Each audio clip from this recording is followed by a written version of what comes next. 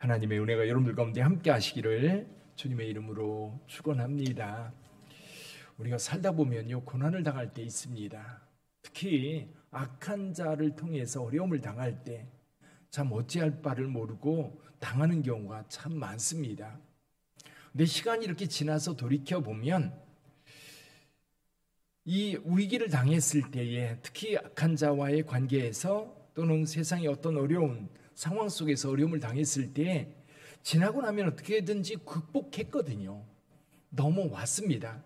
강을 건넌 것처럼 건너왔는데 잘 못 느끼다가 어느 날 그 어려움에서 내가 건너왔구나.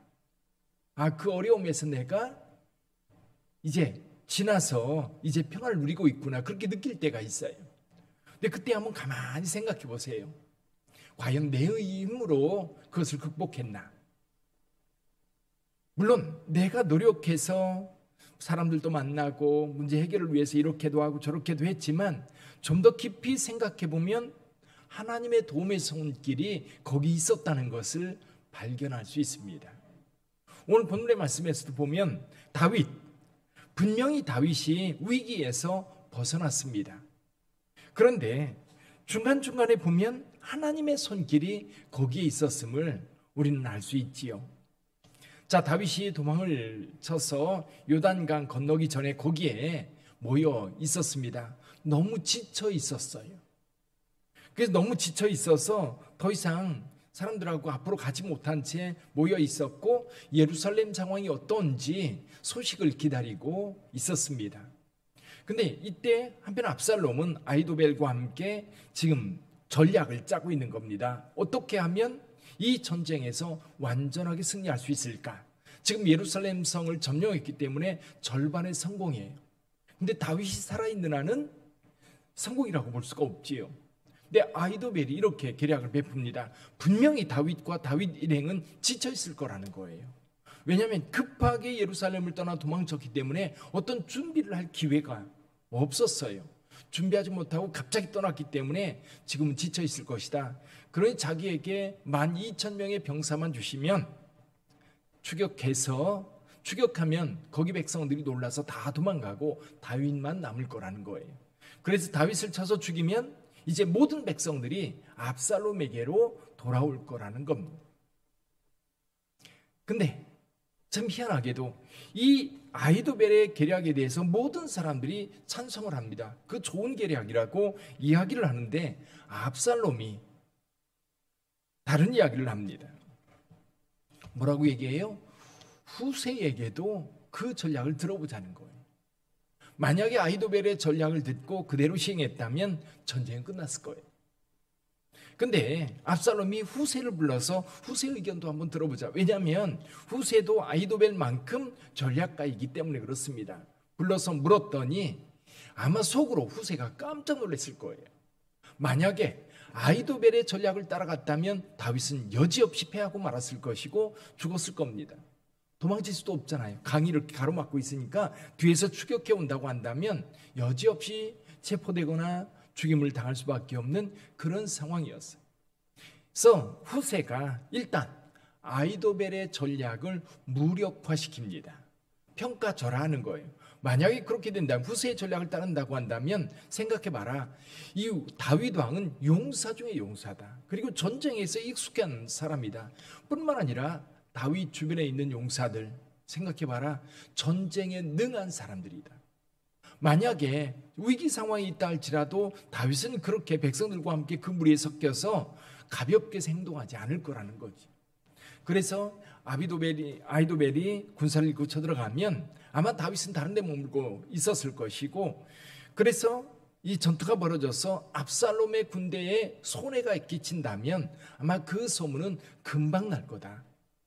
그래서 결국 다윗이 승리하게 될 거라고 그렇게 이야기하면서 자기 같으면 오히려 이스라엘 전체 백성들을 다 모아가지고 그냥 완전히 물밀듯 밀고 들어가서 다윗 군대와 싸워 이길 것이다. 만약에 어느 성에 들어가 있다면 오히려 이스라엘 백성 전체가 밧줄을 가지고 와서 그 성을 끌어다가 강물에 빠뜨려서 결국 승리하게 할 거라고 그렇게 얘기를 하니까 다른 사람들이 다 뭐라고 얘기해요? 후세의 전략이 아히도벨의 전략보다 더 낫다고 평가를 합니다. 근데 여러분, 이렇게 사람들이 후세의 전략을 더 낫다고 평가하는 것에 대해서 성경은 이렇게 평가합니다. 14절 한번 읽어볼까요? 14절. 압살롬과 온 이스라엘 사람들이 이르되 아렉 사람 후세의 계략은 아히도벨의 계략보다 낫다 하니 이는 여호와께서 압살롬에게 화를 내리려 하사 아히도벨의 좋은 계략을 물리치라고 명령하셨음이더라. 아멘. 누가 작용했다고요? 하나님께서 개입하셨다는 겁니다. 아히도벨의 그 전략을 따랐다면 끝난 거예요. 근데 후세를 통해서 새로운 전략이 이야기되고 후세는 다윗을 보호하기 위한 전략을 냈던 겁니다. 그리고 후세가 나와서 사독과 아비아달은 지금 예루살렘 성내에 있는 제사장들이니까요. 그들에게 이 사실을 자세하게 이야기합니다. 아히도벨의 전략을 이야기하고 자기도 이렇게 전략을 이야기했다. 그러니까 아히도벨 여기 사독과 아비아달은 자기들의 아들들에게 소식을 전하는데 아들들은 지금 성 밖에서 기다리고 있어요. 그래서 사독과 아비아달이 어떻게 해요? 여종에게 이야기를 해서 그 여종으로 하여금 나가서 이야기하게 된 겁니다. 여종은 별로 의심받지 않았던 겁니다. 용사도 아니고 힘없는 여인이니까. 나가서 여기 요나단과 아히마스에게 이야기를 전하니까 요나단과 아히마스는 지금 두려워서 성 안에 들어가지 못하고 성 밖 어느 곳에 은신처에 숨어 있었던 거지요. 근데 전에서 이 두 사람이 다윗에게 가는데 들켰어요. 다른 사람들에게 또 이 압살롬에게 속한 사람들에게 이제 그 목격이 된 거지요. 그러니까 압살롬의 군대가 급하게 이 두 사람을 추격해 옵니다. 근데 여기 보면 여기 이 바후림 어떤 사람의 집으로 들어가서 그랬어요. 그냥 누군지 몰라요. 무명입니다. 들어가서 그 집의 우물 속에 들어갔는데 그 여인이 어떻게 해요? 우물 위에다가 우물을 덮고 그 마른 곡식을 널어놔요.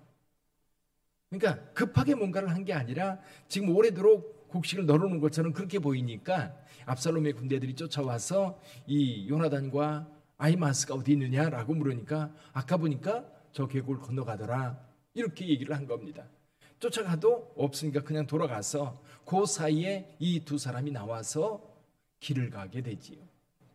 예를 들면 이 여리고성의 라합이 정탐꾼을 숨겨준 것처럼 여기서도 요나단과 아히마스를 무명의 한 여성이 우물 속에 숨겨줌으로 생명을 건질 수 있었고 또 이 두 사람이 급하게 다윗에게 가서 이 소식을 전하니까 다윗이 그날 밤에 모두가 강을 건너서 새벽까지 한 사람도 건너지 못한 사람이 없었다. 안전하게 피했던 겁니다. 후세가 생각할 때 아히도벨이 만약에 자기 전략을 따라 압살롬과 상관없이 군대를 몰고 간다 않으면 아마도 다윗은 치명상을 입었을 거예요. 근데 이 소식을 들은 다윗은 그날 밤에 다 무사히 건너서 나름대로 싸울 수 있는 어떤 전력들을 마련할 수가 있었던 거지. 근데 또 여기 암몬 사람들이 와서 다윗을 돕습니다. 암몬과는 어떤 관계예요? 적대적 관계잖아요. 이 암몬의 왕이 죽었을 때 다윗이 그 사람들을 보내서 조문을 했었죠. 그때 어떻게 했어요? 이 암몬의 왕이 이 조문객들을 이 바지를 엉덩이까지 잘라가지고 수염 잘라가지고 모욕해서 보냈었지요.